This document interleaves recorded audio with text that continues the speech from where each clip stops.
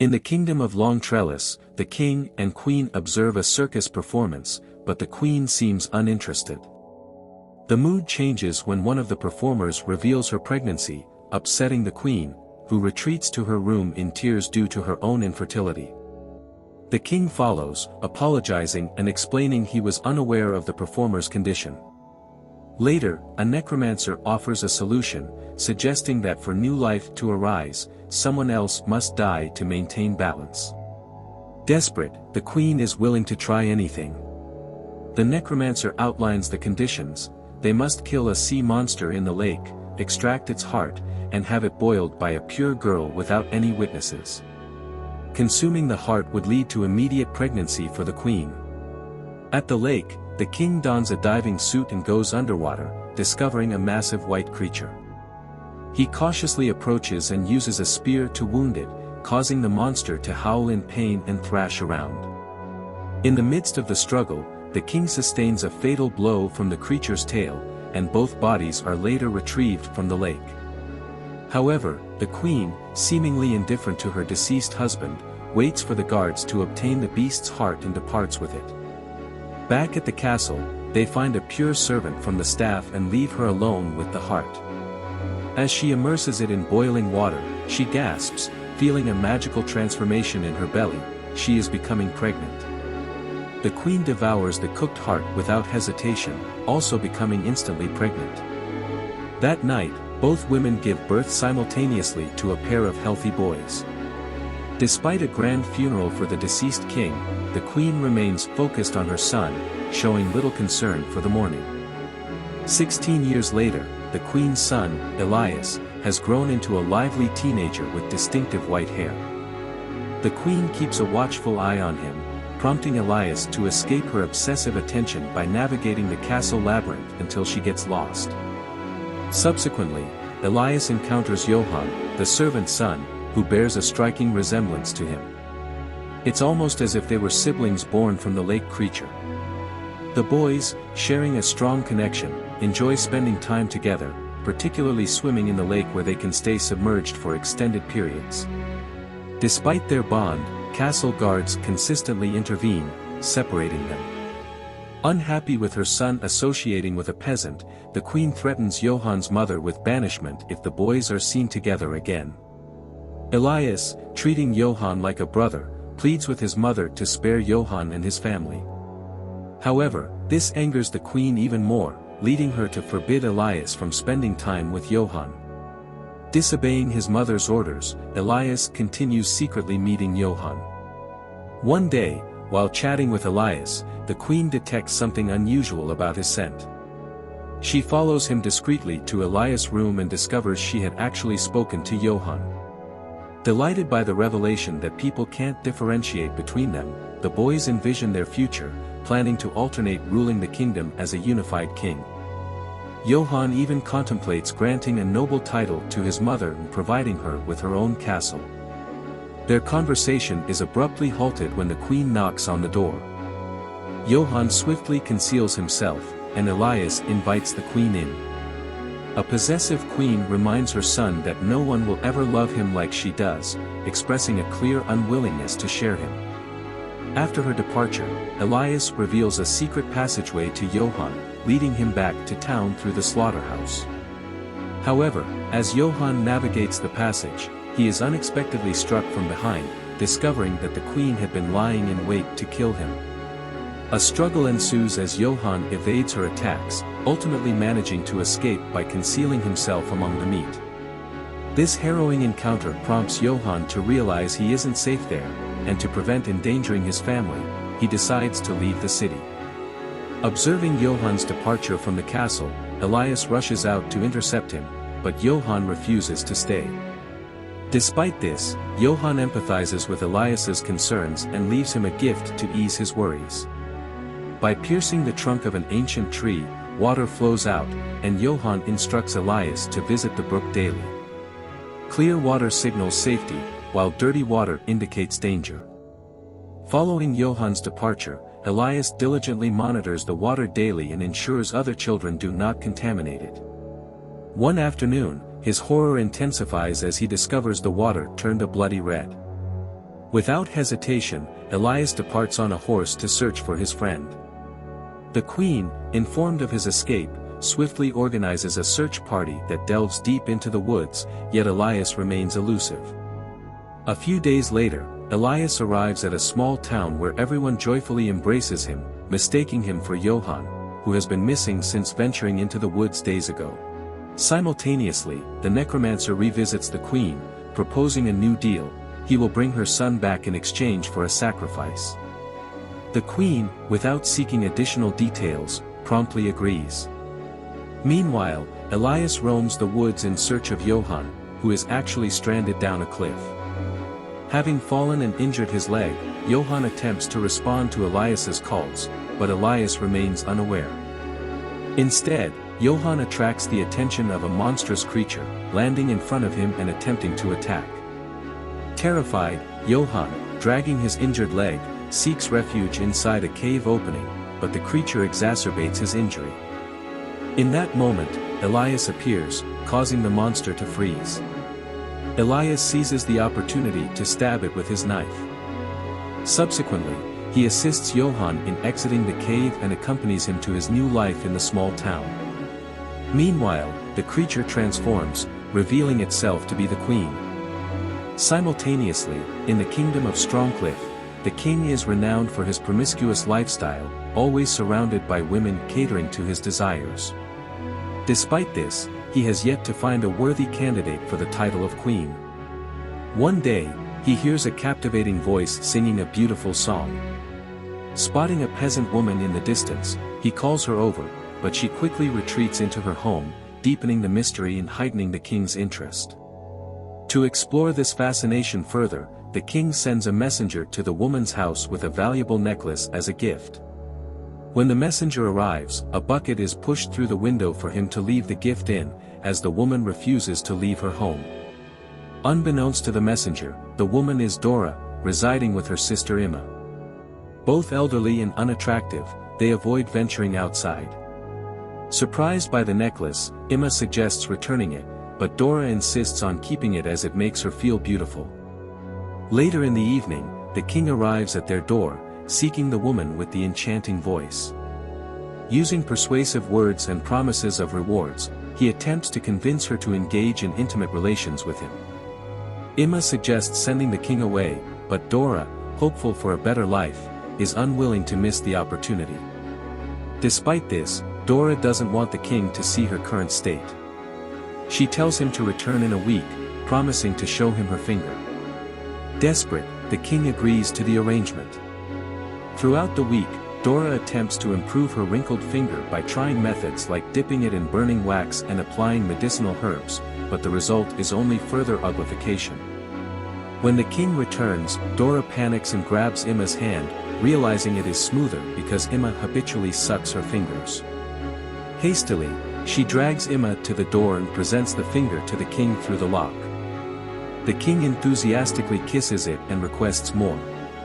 Eager to continue, Dora agrees to provide more under one condition: she will visit him in the castle at night, and he must wait without any candles lit.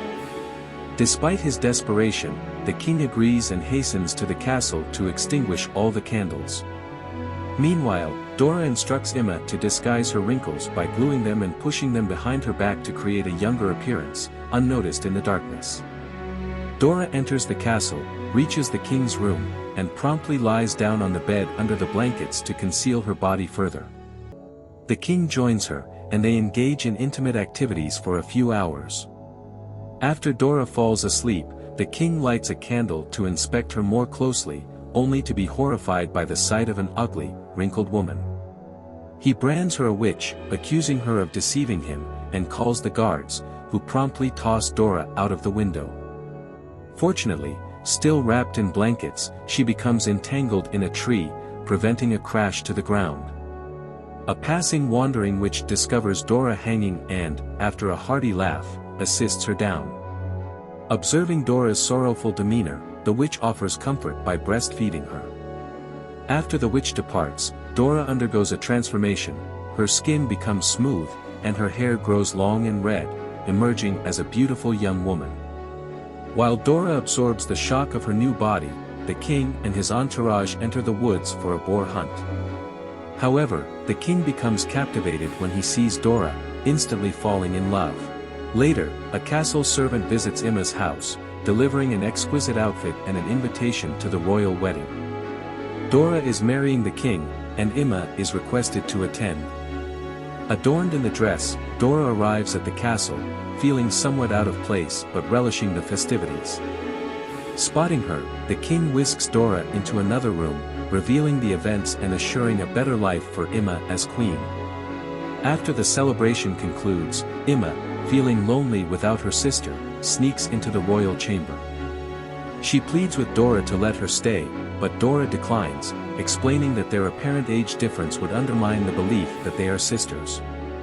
Desperate to uncover Dora's secret to beauty, Emma persists, prompting Dora to falsely claim she was flayed to silence her. Abruptly, they hear the king approaching, prompting Dora to conceal Emma behind a screen before tending to her husband. Intrigued, Emma can't resist peeking at the intimate moments between the married couple. However, the king notices her and mistakes her for the elderly lady from the other day, swiftly instructing the guards to eject her. Distraught, Emma seeks out the blacksmith and requests a peculiar favor. She wishes to have all her wrinkles removed to become beautiful. Initially reluctant, the blacksmith changes his mind when Emma offers him all the jewels from her elaborate outfit. Shortly afterward, Emma finds herself tied to a tree in the forest as the blacksmith proceeds to flay her, eliciting agonized cries. Upon returning to town, Emma is reduced to a deformed, bleeding figure on the brink of death. Meanwhile, in the kingdom of High Hills, Princess Violet presents a special song for her father, King, who remains oblivious as he is preoccupied with finding a flea on his arm.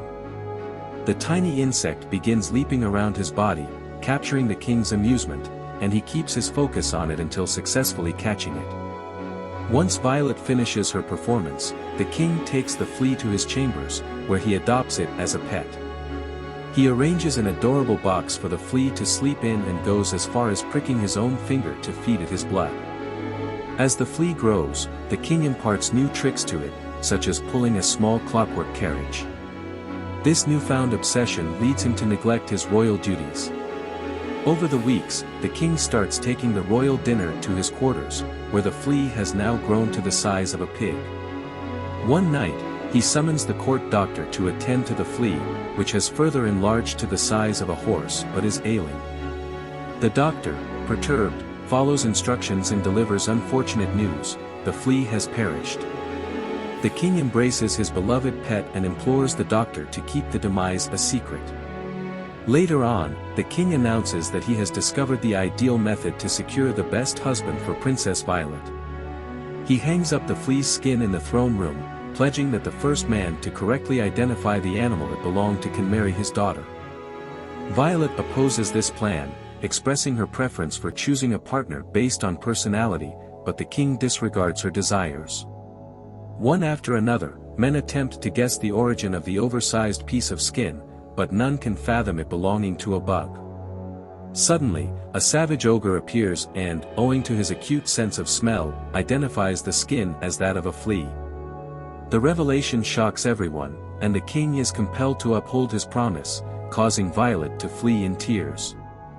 Finding her on the roof, contemplating self-deletion, the king persuades her to come down by emphasizing the importance of maintaining their reputation and her obligation to obey him. Left with no alternative, Violet departs with the ogre, who compels her to traverse the entire distance to his abode.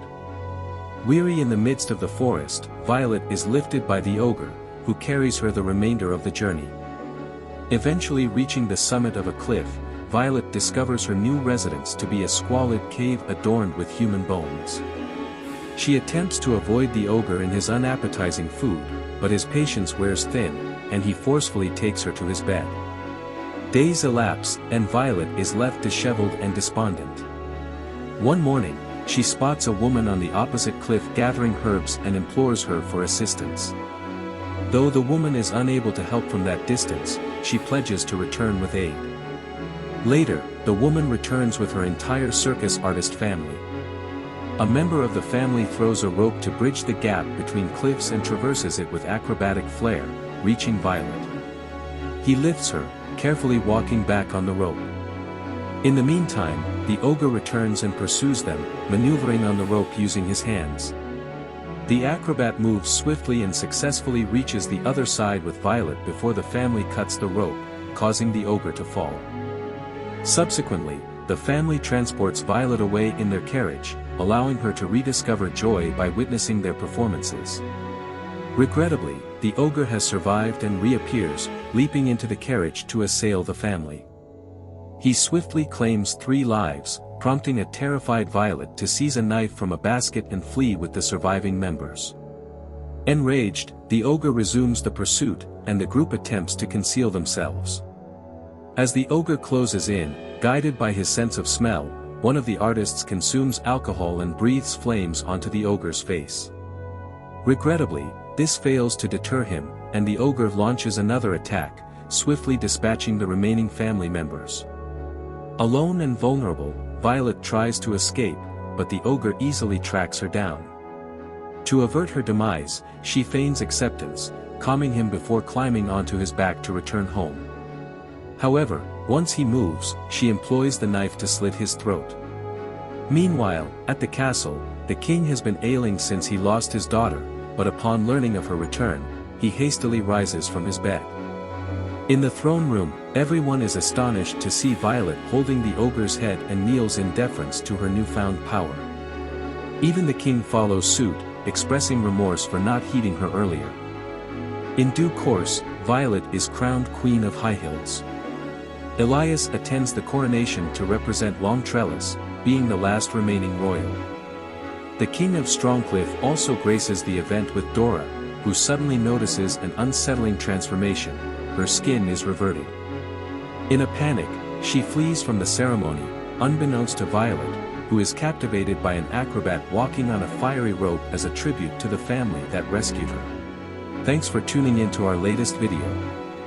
If you enjoyed the content, don't forget to hit the subscribe button, give us a thumbs up, share this video with your friends, and drop your thoughts in the comments below. Your support means the world to us.